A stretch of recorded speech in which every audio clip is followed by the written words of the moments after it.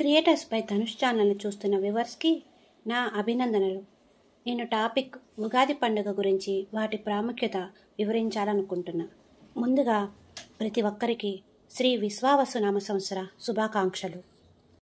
ఉగాది రోజున ఏ పనులు చేయడం వలన మంచి జరుగుతుంది, ఎటువంటి పొరపాటు జరగకుండా ఉండటానికి తీసుకోవలసిన జాగ్రత్తలు, మరియు ఉగాది అంటేనే ఉగాది పచ్చడి మనందరికీ బాగా తెలిసిన విషయం.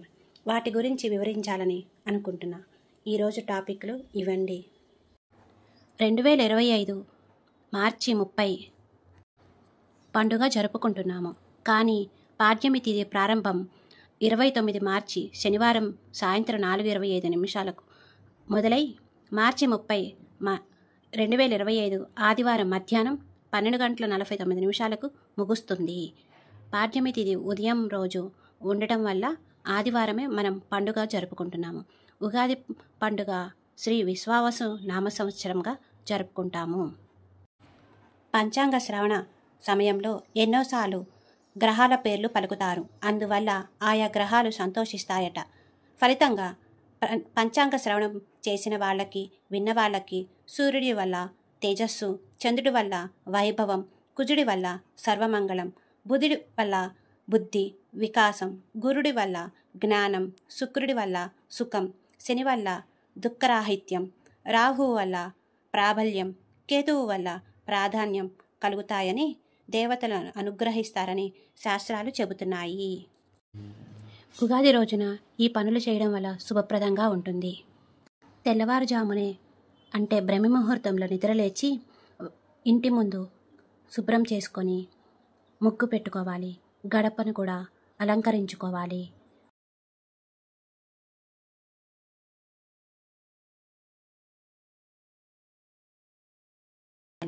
పిల్లలకు నువ్వుల నూనెతో నలుగు పెట్టుకొని కుంకుడుకాయలతో తలస్నానం చేయించాలి. కొత్త బట్టలు వేయటం వలన మంగళకరంగా ఉంటుంది.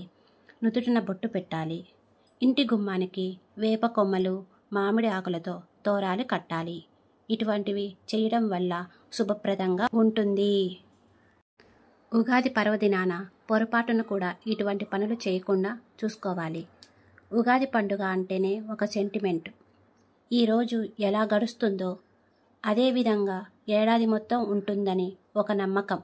కనుక రోజున కొన్ని పనులు చేయకూడదు, లేదంటే దురదృష్టం వెంటాడుతుందని పండితులు చెబుతున్నారు. ఉగాది రోజున పొరపాటును కూడా ఇతరులతో గొడవ పడటం, వాగ్వాదం దిగడం చేయకూడదు. అప్పులు ఇవ్వటం, అప్పులు తీసుకోవటం వంటివి కూడా ఈరోజు చేయకూడదు. ఉగాది రోజున మాంసాహారం, మద్యము సేవించరాదు. పండుగ రోజు సాయంత్రం పొరపాటును కూడా ఇంటిని శుభ్రం చేసి చెత్తను ఇంటి నుండి బయటకు తీసుకొని వెళ్ళడం చాలా సంపదను బయటకు తీసుకువెళుతున్నట్టుగా నమ్మకం అంటారు పెద్దలు. ఉగాది పండుగ అంటేనే ముందుగా అందరికీ గుర్తు వచ్చేది ఉగాది పచ్చడి.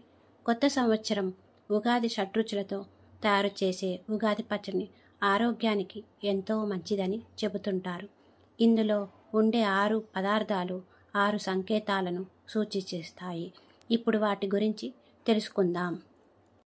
ఈ ఉగాది పచ్చడిని ఈ పండుగ నుంచి శ్రీరామనవమి వరకు లేదా చైత్ర పౌర్ణమి వరకు ప్రతిరోజు తింటే శరీరంలోని రోగ నిరోధక శక్తి పెరుగుతుందని, ఆ సంవత్సరమంతా రోగాలు లేని దరి చేరవని, ఆ సంవత్సరమంతా రోగాలు ఏవి దరి చేరవని నమ్మకం కూడా ఉంది.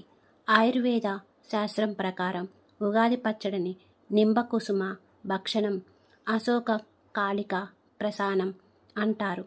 ఋతువులలో వచ్చే మార్పుల వల్ల వచ్చే రోగాల నుండి రక్షణ ఈ పచ్చడిని ఔషధంగా తీసుకోవడం వలన పూర్వం నుంచే ఆనవాయితీగా వస్తుంది. ఉగాది పచ్చడిలో ఉండే వేప పువ్వు కడుపులో ఉన్న నులి పురుగులను చంపేస్తుంది. వేపగాలి, ఆటలమ్మ, అమ్మోరు లాంటి అంటురోగాలను దగ్గరికి రానియకుండా కాపాడుతుంది. మామిడి యాంటీవైరల్ లక్షణాలు కలిగి ఉంటుంది. మిరియాలు దగ్గు, జలుబు రానియకుండా అదుపులో ఉంచుతాయి. బెల్లం రక్తాన్ని శుద్ధి చేస్తుంది. చింతపండు మలబద్ధకాన్ని, నీరసాన్ని తగ్గిస్తుంది. ఉప్పు ఎండాకాలంలో వచ్చే డీహైడ్రేట్ని తగ్గిస్తుంది. సంవత్సరం అంతా ఎదురయ్యే మంచి చెడులను, కష్టసుఖాలను సమానంగా తీసుకోవాలనే సందేశాన్ని కూడా ఉగాది పచ్చడి ఇస్తుంది.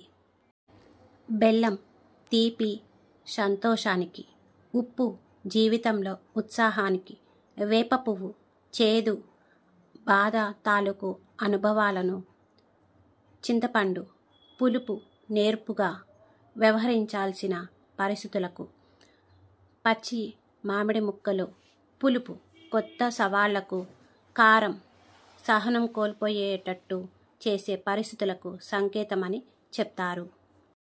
ఇవి నాకు ఉగాది పండుగ గురించి తెలిసిన విషయాలు. ఏవైనా తప్పులు కానీ ఏవైనా నాకు చెప్పాలనుకున్న కామెంట్ రూపంలో చెప్పండి. మరొకసారి అందరికీ విశ్వావసు నామ సంవత్సర శుభాకాంక్షలు. ఉగాది పండుగ శుభాకాంక్షలు.